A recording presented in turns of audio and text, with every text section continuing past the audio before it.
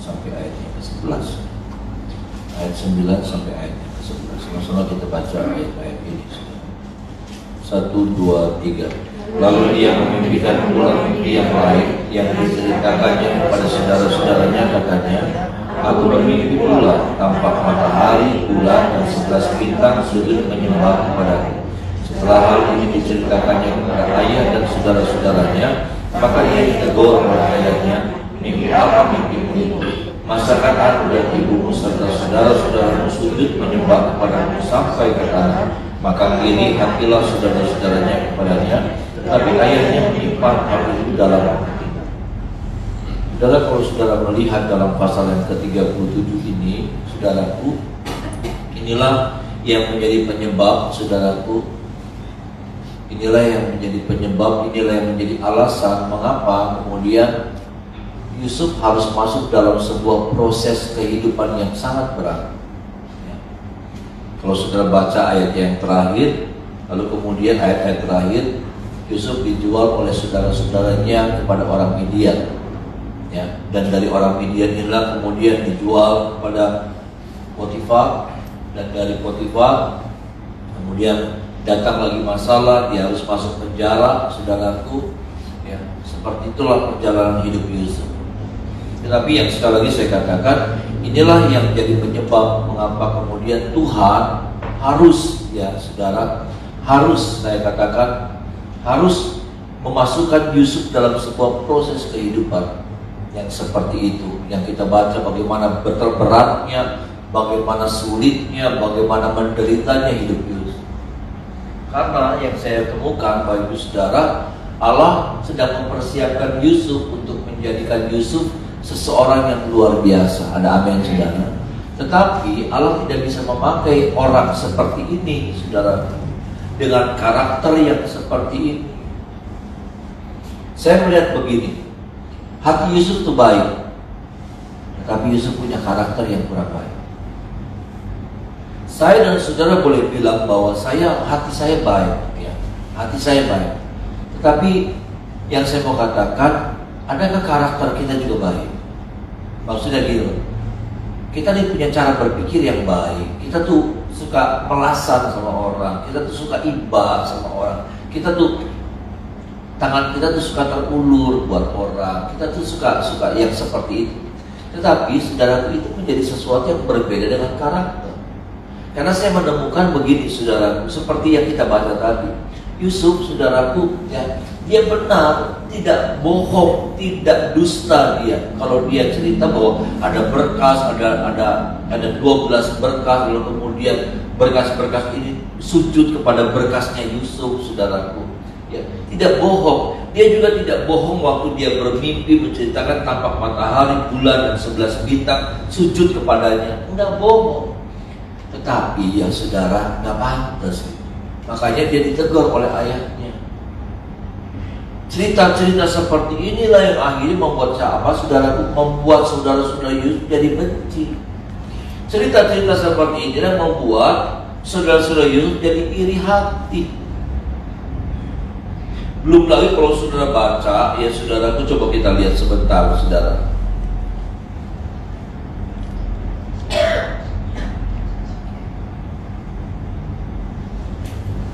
Coba kita lihat bagian ayatnya yang kedua, saudara. Ayat yang kedua. Ayat yang kedua bagian terakhir saja, saudara. Dan Yusuf, ya.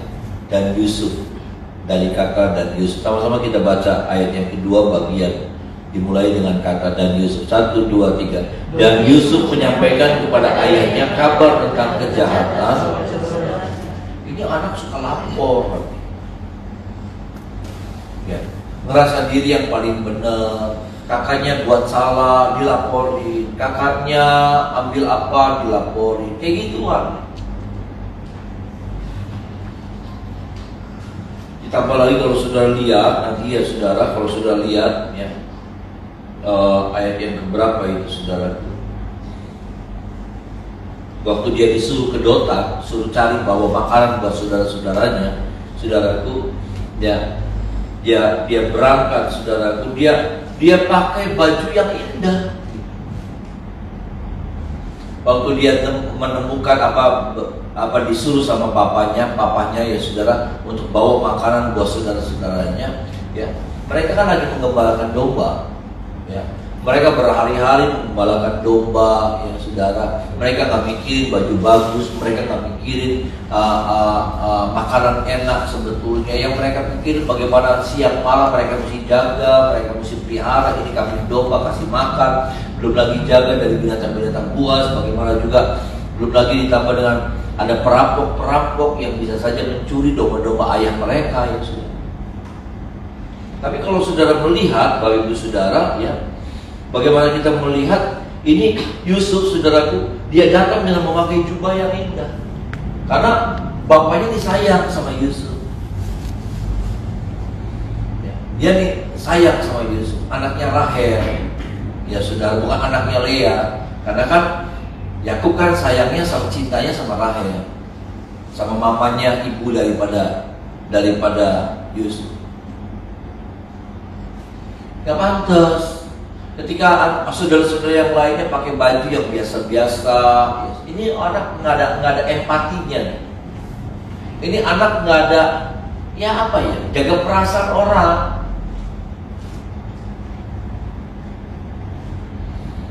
Orang lagi kerja, saudara-saudara lagi kerja, ya. Bukannya dia berempati, ya, jaga perasaan. Ini dia datang seperti, ya, lagi pamer. Benci, saudara-saudara. Itulah yang jadi penyebab saudara-saudaranya akhirnya putuskan ini anak mesti dibunuh aja kan. Adik kita ini mesti dibunuh aja. Saudara kita mesti dibunuh aja. Ruben yang nolongin, ya, udah buang aja di sumur. Tujuannya supaya jangan dimatiin. Ini yang saya katakan. Ternyata saudara, ini yang seringkali Tuhan garap dalam kehidupan saya dan saudara. Ya, seperti Roma 8 ayat 28, kalau saudara baca di sana, Allah turut bekerja dalam segala hal untuk mendatangkan kebaikan. Itu apa sebetulnya? Apa sebetulnya yang Allah sedang datangkan kebaikan? Karakter saya dan saudara yang Allah sedang kerjakan. Ada amin saudara? Lewat semua kejadian-kejadian yang kita alami dalam hidup ini, sebetulnya yang lagi digarap itu apa saudara? Yang lagi digarap karakter kita. Karena sekali lagi kekristenan itu bicara tentang gaya hidup. Kekristenan itu bukan cuma bicara tentang ibadah, berdoa, baca firman, ya, nyanyi, memuji Tuhan, ya, menyembah, ya. Bukan cuma itu. Karena kalau itu, saudaraku, kita cuma baru masuk dalam bagian ibadah yang sesungguhnya itu hanya 10% mungkin. Dan kalau kita persentasekan. Kenapa? Karena ibadah yang sesungguhnya itu adalah ketika kita keluar dari tempat ibadah, ketika kita bangkit dari berdoa, ya, jam doa kita, ketika kita mulai tutup Alkitab kita, ya saudara, ketika kita mulai tutup Alkitab kita, ketika kita mulai berhenti dari main gitar, memuji, menyembah Tuhan, dan kita mulai beraktivitas, saudara, nah itulah ibadah yang sejati itu. Ada amin saudara? Ibadah yang sejati itu ketika kita mulai tutup Alkitab, ya saudara, dan ketika mulai beraktivitas secara nyata, ya, ketika kita mulai bangun dari berlutut kita, habis kita berdoa dan kita beraktivitas. Setelah kita pada waktu kita selesai beribadah hari Minggu atau doa pagi seperti ini, kita keluar dari ruang ibadah, kita mulai beraktivitas, ketemu sama banyak orang. Disitulah firman Tuhan yang katakan itulah adalah ibadahmu yang sejati. Persembahkanlah tubuhmu, ya saudaraku, menjadi sebuah persembahan yang hidup, ya, yang kudus dan yang berkenan kepada Allah. Itu adalah ibadahmu yang sejati. Kapan itu? Bukan pada waktu kita berdoa, loh saudara. Bukan pada waktu kita tutup pintu kamar lalu kita menyembah Tuhan, haleluya. Itu ibadah, betul. Tapi ibadah yang sejati itu ketika kita mulai keluar tuh. Nah, mulai kelihatan. Kalau waktu kita berdoa, waktu kita baca Alkitab, karakter kita nggak bermain di situ. Tapi ketika kita keluar dari ruang ibadah atau kita berinteraksi sama orang, sama keluarga kita, sama rekan kita, sama sesama karyawan, sesama teman, nah di situ tuh mulai muncul tuh karakter. Tapi waktu kita baca Alkitab, karakter kita nggak bermain. Waktu kita menyembah, waktu kita ibadah, karakter kita nggak bermain. Tapi waktu kita mulai ngobrol sama orang, berinteraksi sama orang, nah karakter kita tuh mulai bermain, mulai muncul. Dan ini saudaraku, yang jadi masalahnya Tuhan menemukan hati Yusuf itu baik. Tuhan tuh mau mempersiapkan Yusuf dari satu pribadi yang luar biasa. Tapi apa saudaraku? Tapi Allah menemukan kekurangan-kekurangan dalam karakternya Yusuf. Karena kalau orang seperti ini diangkat sama Tuhan, ngeri. Kalau orang seperti ini diangkat, ditinggikan sama Tuhan, mengerikan hasil.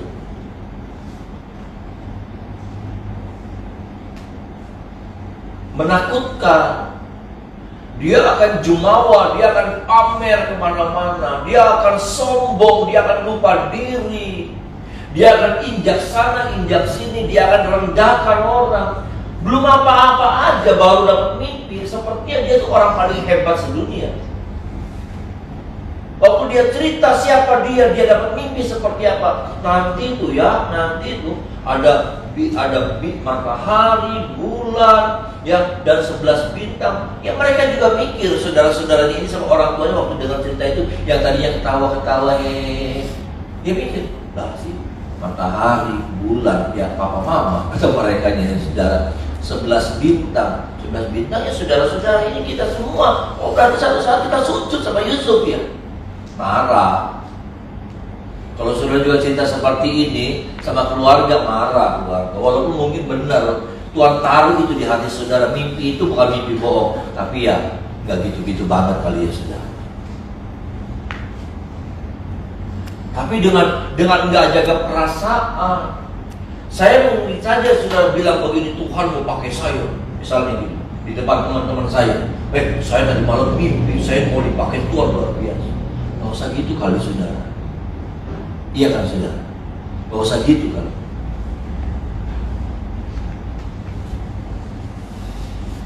Bisa memunculkan kecemburuan, bisa memunculkan kesebelan orang. Nah ini nih, mengapa kemudian Tuhan pada akhirnya harus memasukkan Yusuf masuk dalam sebuah dapur pemrosesan, ya karena begini. Karakter-karakter Yusuf yang mau dirubah, karakter-karakter Yusuf yang mau digarap sama Tuhan. Dan percayalah saudara yang saya mau katakan bahwa perjalanan hidup kita apapun yang terjadi dalam hidup kita, Roma 8 ayat 28 itu berlaku. Allah turut bekerja untuk mendatangkan kebaikan. Ada amin. Dari semua yang terjadi dalam hidup kita, sebetulnya ada satu proses yang Tuhan lagi kerjakan dalam hidup kita. Karena sesungguhnya begini. Ibadah kita, baca firman-Nya kita, sebetulnya itu apa saudara? Itu sebetulnya sedang mengerjakan sebuah perubahan dalam hidup kita. Perubahan apa? Karakter. Ibadah seperti ini kita dengar firman, saya juga dengar firman. Ya, pada waktu kita dengar firman, apa sih yang lagi diubah? Apa sih yang lagi dirubah dalam hidup kita? Karakter. Masing-masing kita punya karakter. Masing-masing kita punya sifat. Masing-masing kita punya pembawaan, masing-masing kita punya seperti itu saudara. Sifat, karakter, pembawaan yang seringkali nggak sejalan sama firman. Yang banyak kalinya tuh saudara nggak sejalan sama firman, bertentangan sama firman. Doyan ngomongin orang, doyan kesinggungan, baperan, suka ngegede-gedein cerita. Itu kan kita.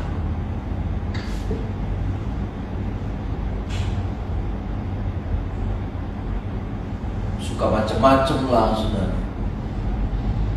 Ya itulah yang sedang Tuhan garap dalam hidup saya dan saudara. Dan kalau saudara tahu proses itu dikerjakan Tuhan dalam hidup kita sampai kita mati.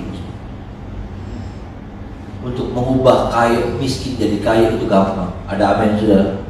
Tapi untuk mengubah karakter kita, Tuhan harus minta waktu dalam hidup kita. Waktunya kapan? Sampai kita mati.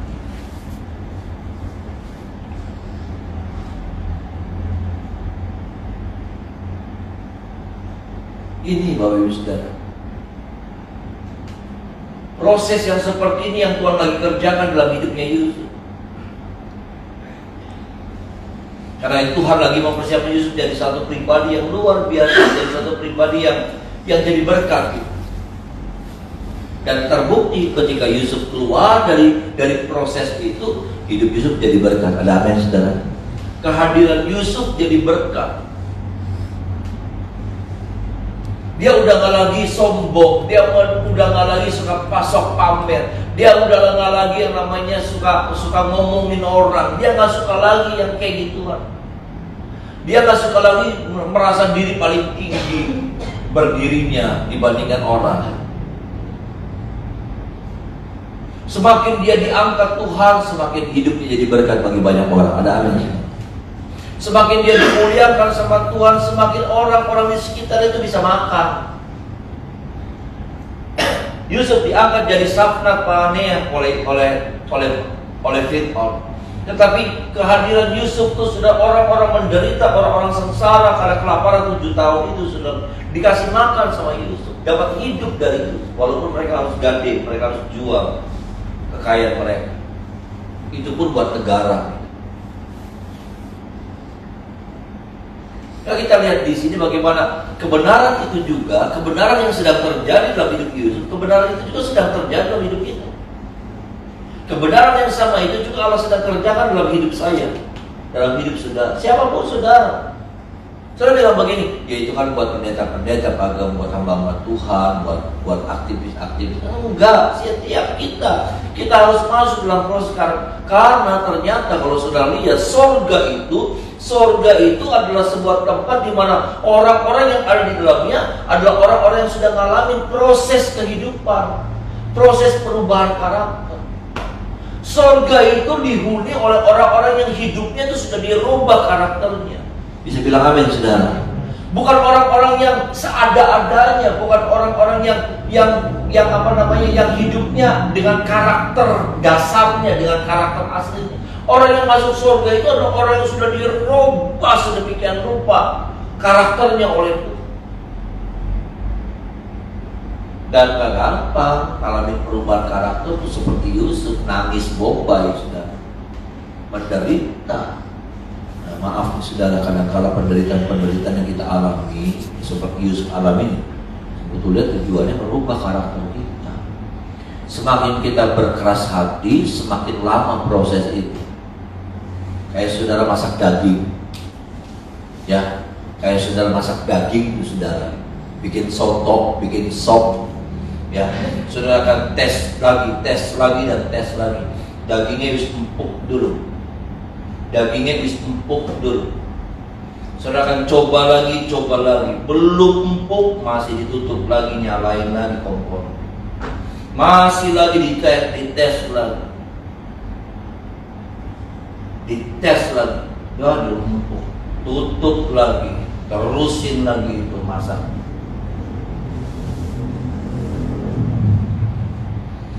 Jangan sampai saudara, yang saya mau katakan, jangan sampai Tuhan lihat, Tuhan temukan kita nggak berubah. Sampai apa? Sampai api itu terus dinyalain. Maaf saudara, jangan sampai Tuhan lihat kok nggak empuk gitu. Kalau daging sih, ya kalau soto itu saudara, ya nggak empuk. Jangan sampai kita nggak pernah berubah sampai akhirnya kita terus ada di dalam panggangan proses apinya Tuhan. Karena Tuhan belum menemukan kita ini berubah jadi empuk gitu, jadi berubah, ngalamin sebuah perubahan sampai akhirnya api terus nyala dalam hidup kita, terus nyala. Kita bilang begini, kenapa ya harus 3 tahun kene, kenapa ya harus 5 tahun gitu. Sampai selesai. Berapa lama Yusuf di penjara, berapa lama Yusuf diproses, saya kurang tahu karena Alkitab tidak terlalu menjelaskan berapa lama. Tapi tahunan tahunan Yusuf ngalamin seperti tahunan. Sampai apa? Sampai apa, saudara? Sampai Tuhan menemukan Yusuf mulai berubah.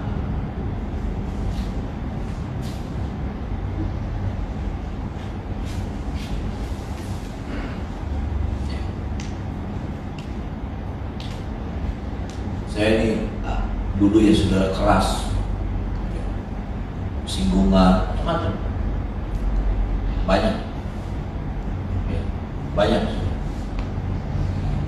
banyak karakter saya nggak bagus. Ya sampai sekarang juga masih belum selesai proses Tuhan. Karena seperti yang saya katakan, proses itu Tuhan punya waktu, Tuhan minta waktu sama kita sampai kita mati. Masih banyak hal lain lagi yang Tuhan harus proses dalam hidup saya. Tapi saya bicara tentang hal-hal yang karakter-karakter yang Tuhan sudah mulai rubah dalam hidup saya. Oh, saya itu kacau banget, emosian.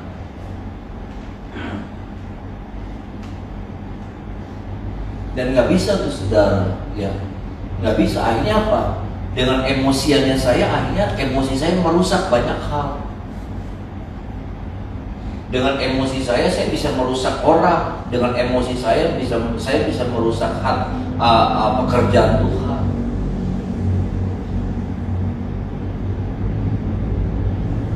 Karena kalau nggak ada apa-apa, saya bisa emosi.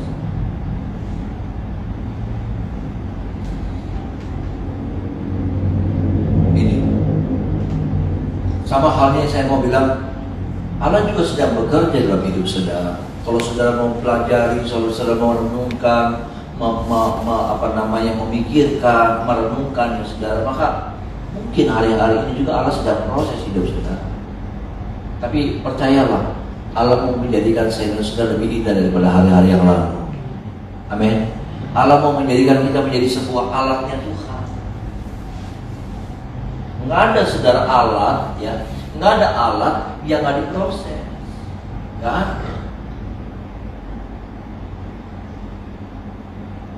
Itu yang namanya apa itu? Oseng-oseng itu sudah apa sih namanya oseng-oseng?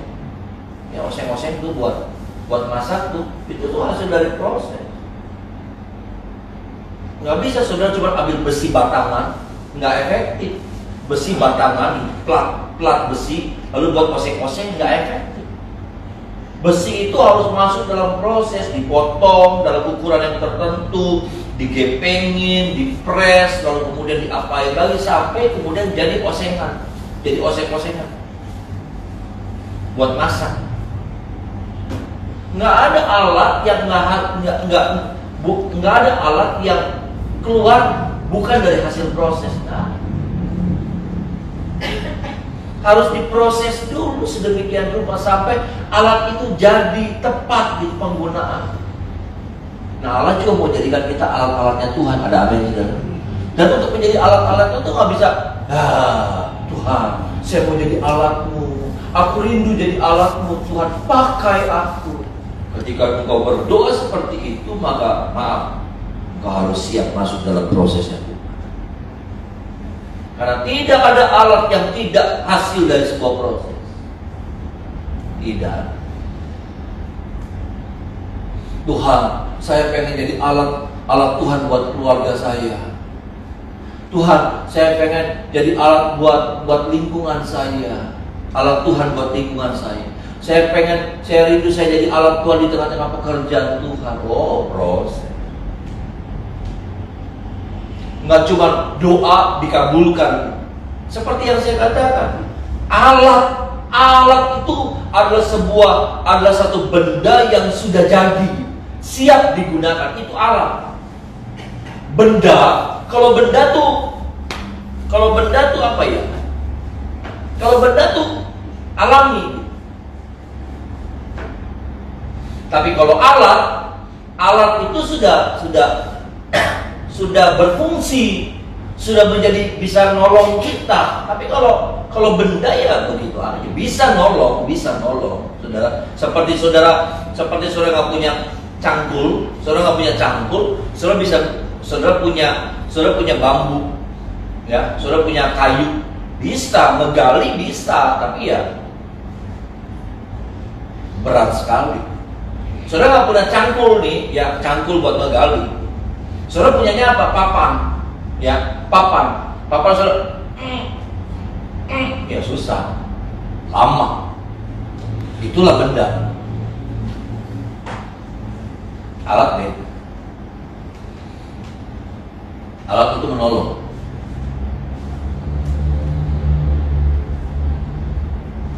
Saudara bisa masak di apa namanya, di seng, ya. Bawahnya ada api bakar, di atasnya dikasih seng. Bisa.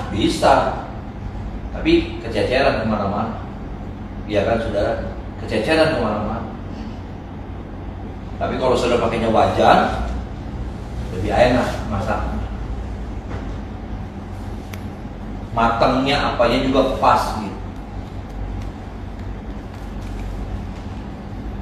Nah, tolong kita Bapak Ibu Saudara, ya. Karena inilah yang Tuhan sedang kerjakan dalam hidup kita. Dan terus Tuhan sedang kerjakan.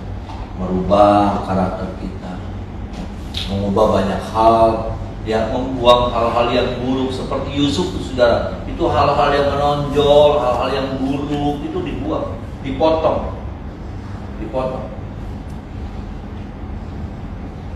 Itu yang seperti dikatakan Yohanes pasal 15.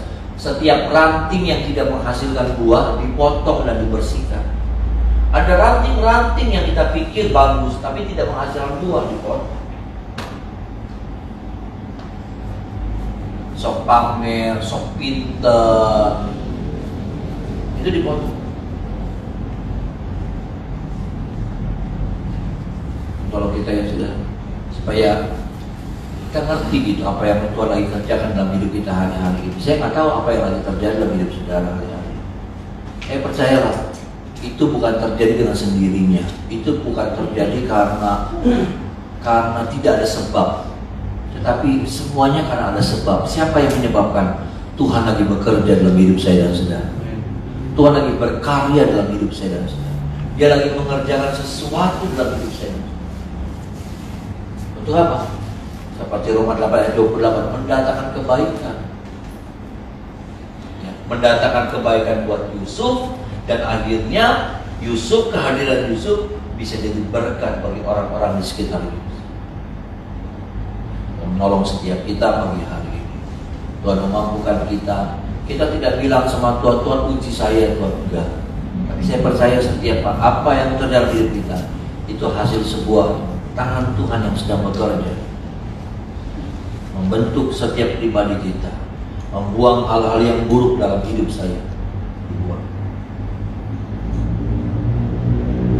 supaya hidup saya jadi berkat bagi banyak orang. Saudara juga hidup saudara menjadi berkat. Paling tidak keluarga saudara bisa merasakan berkat itu lewat kehadiran kita semua. Mari kita menyembah Tuhan.